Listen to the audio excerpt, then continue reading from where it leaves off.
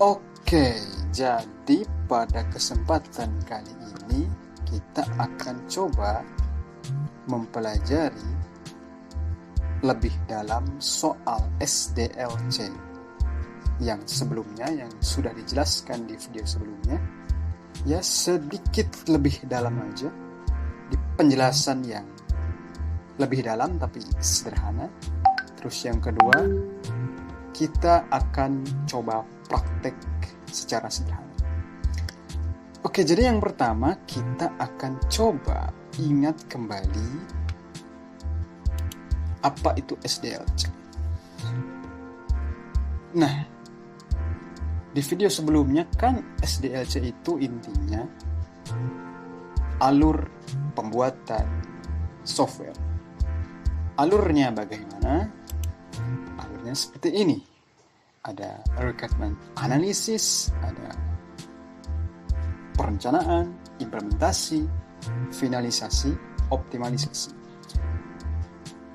Contohnya requirement analysis itu seperti mengetahui cara kerja sistem secara tertulis. Terus ada kalau mau di-deploy itu di-deploy di mana, dibuatnya di device seperti apa, siapa yang membuat, siapa yang membiayai, dan lain-lain. Kemudian desain, perancangan itu memahami tadi cara kerja sistem menggunakan diagram. Contoh sederhananya menggunakan flowchart. Dan yang kompleksnya itu nanti ada UML. Ada activity diagram, squash diagram, dan lain sebagainya. Kemudian ada implementasi. Nah, implementasi itu nanti coding.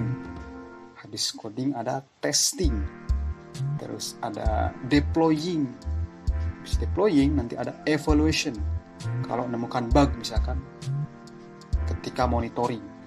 Ketika menemukan bug, dianalisis lagi, dirancang lagi, implementasi, finalisasi, optimalisasi, dan terus muter sampai habis. Ya enggak, bukan habis, muter terus. Nah, itu intinya alur sistem atau SDLC. Alur pembuatan software. Kemudian SDLC itu ada jenis-jenisnya. Contohnya ada rapid, ada waterfall, ada agile. Biasanya yang sering dipakai sekarang itu agile. Kenapa agile? Karena agile itu bisa digunakan cepat dalam development. Dikatakan seperti itu kalau kita lihat-lihat di YouTube misalkan, nyari tahu. Nah, itu penjelasan lebih dalam secara singkat dari SDLC. Nah, kita coba langsung praktek secara sederhana. Nah, prakteknya kita nggak akan sekomplit yang ada di sini. Requirement analysis, ada analisis SWOT, sistem, bla bla bla. Terlalu kompleks. Nah, daripada pakai ini yang terlalu kompleks, nah kita coba yang sederhana. Pakai yang namanya 5W+1H framework. Adalah salah. 5W+1H framework. What, where, when, why, dan terakhir who. Langsung aja. Nah, saya buat pakai Notion. Nah, di sini case-nya cukup simpel aja. Pakai. Case-nya itu adalah website portfolio. Ayo. Oke, kita langsung pakai framework tadi. Pertama itu adalah what. What ada dua. Pertama, apa saja yang bisa dilakukan oleh aplikasi atau di sini adalah website. Nah, website di sini kan. Apa saja yang bisa dilakukan oleh website? Contoh di website portfolio kan biasanya yang pertama menampilkan halaman hero section. Kedua, menampilkan halaman about. Ketiga, menampilkan halaman project. Keempat, menampilkan halaman kontak. Itu yang pertama. Yang kedua, apa saja yang bisa dilakukan oleh pengguna? Sebagai pengguna atau user, mampu melihat tampilan halaman hero section about project kontak, yaitu pasti ya melihat apa yang ditampilkan. Kalau nggak bisa dilihat namanya bug. Oke. Terus yang kedua, pada halaman project, user mampu menuju website dari alamat link yang ada di halaman project. Maksudnya kan biasanya orang-orang buat portofolio itu ada halaman project. Tampilannya itu card. Terus cardnya itu bisa diklik ngelink ke project yang dibuat. Biasanya kayak gitu. Itu maksudnya menuju website dari alamat link di halaman project. Terus ketiga, pada halaman kontak, user mampu mengirim pesan untuk pemilik website melalui form yang disediakan. Nah, kontak itu kan biasanya ada informasi telepon, misalkan email, terus medsos. Ada juga biasanya kayak form, ada input nama, email, terus message, kayak feedback lah. Itu soal apa yang bisa dilakukan oleh pengguna. Nah, itu what. Sekarang where itu ada di mana aplikasi akan dibuat, di mana aplikasi akan dideploy. Where kalau saya biasanya dipecah jadi dua untuk di mana website akan dibuat. Ada hardware, ada software. Hardware contoh laptop HP, speknya RAM 8GB, SSD 500GB, prosesor Ryzen 6. Softwarenya yang dipakai untuk ngoding misalkan text editor Visual Studio Code, browsernya Chrome untuk menampilkan output. Nah, kan kalau kita pakai VS Code, itu pasti ada requirement-nya. Misalkan minimal RAM 4. Nah, jadi harus tahu spek hardware-nya dulu. Nah, jangan sampai hardware-nya misalkan si laptop itu RAM-nya 2GB, terus requirement VS Code 4GB, dipaksa make, ya kagak bisa gitu kan. Nah, jadi itu harus diketahui. Yang kedua, di mana website akan dideploy. Contoh misalkan di GitHub page. Di coding selesai, deploy di GitHub, terus jadikanlah GitHub page. Itu yang where. Terus ada when. Kapan aplikasi ini dimulai dibuat maksudnya. Kapan harus selesai dibuat. Contoh di sini misalkan kapan website akan dimulai dibuat?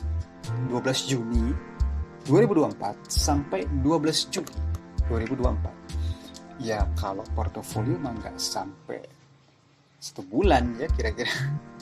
Ya, tapi sebagai contoh aja. Misalkan mungkin nggak sampai seminggu, 5 hari lah cukup. Atau 3 hari kalau udah sepuh. Itu yang when. Kemudian kita wo. Wo ada siapa penggunanya, siapa yang akan membangun website, siapa yang akan membiayai. Di sini misalkan siapa yang akan membiayai. Oh, ada yang cocok. Urutannya kebalik-balik, tapi nggak apa-apa. Oke, langsung siapa yang akan membiayai pembuatan website tersebut? Misalkan developernya A, misalkan ini portofolio ya. Portofolio mah ya paling sendiri gitu kan. Berarti developer. Ya dia jadi developer, jadi apa lagi? Ya, banyak hal lah. Rangkap UI UX, juga jadi QA yang testing. Nah, intinya kalau portofolio satu orang itu aja yang membiayai ya developernya A misalkan. Terus kedua, siapa yang akan menggunakan website? Public, jelas gitu kan. Portofolio biasanya kan tujuannya untuk branding, jadi tujuannya untuk ya branding agar diketahui public. Ya tujuannya branding. Tapi poin yang diambil malah public, supaya brandingnya diketahui dan dikenal gitu kan. Makanya fokus ke public. Itu intinya. Siapa yang akan membuat? Jelas developer si A itu. Terus why? Kenapa aplikasi ini dibuat? Kenapa website ini perlu dibuat? Apa keuntungannya bagi para pengguna? Apa keuntungan bagi para stakeholder? Oke. Kenapa website ini perlu dibuat? Ya itu tadi misalkan branding diri kemudian diketahui publik. salah satunya. Kemudian yang kedua, apa keuntungannya bagi para pengguna? Di sini contohnya, pengguna akan tahu bahwa kita seorang developer. Sehingga ketika pengguna membutuhkan bantuan untuk pembuatan project website, pengguna bisa menggunakan jasa developer tersebut.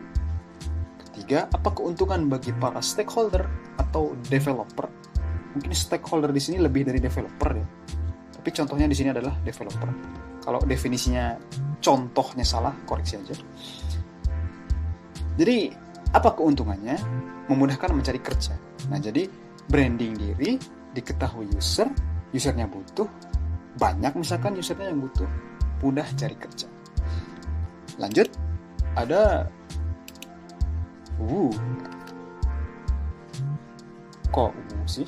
how.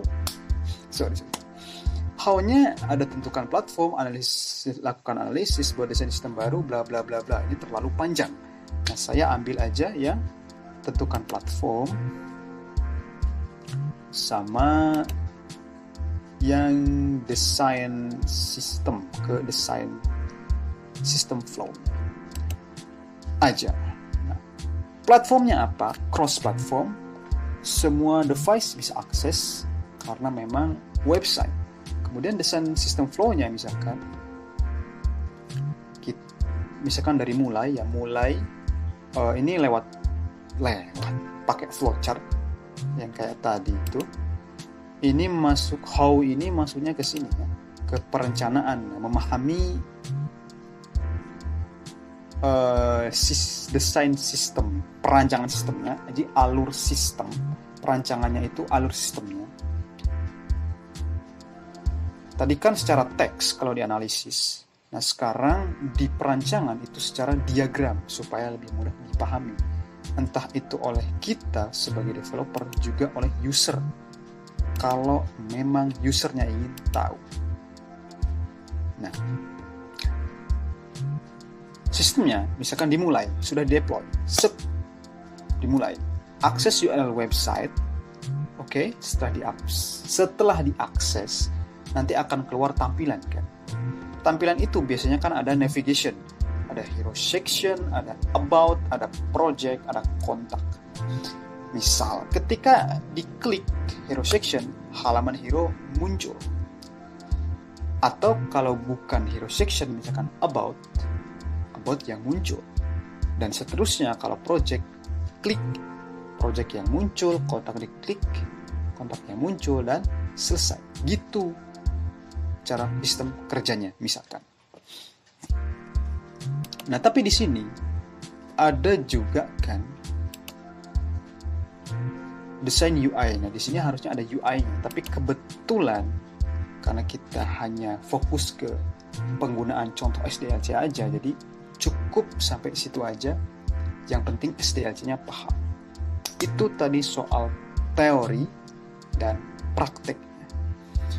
Jadi kesimpulannya,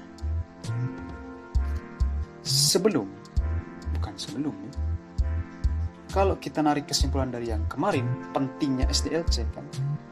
Kalau mau buat project itu ya buatlah SDLC, pahami SDLC dulu, baru buatlah SDLC, supaya pada prakteknya atau developmentnya kurang lebih 90% misalkan lancar.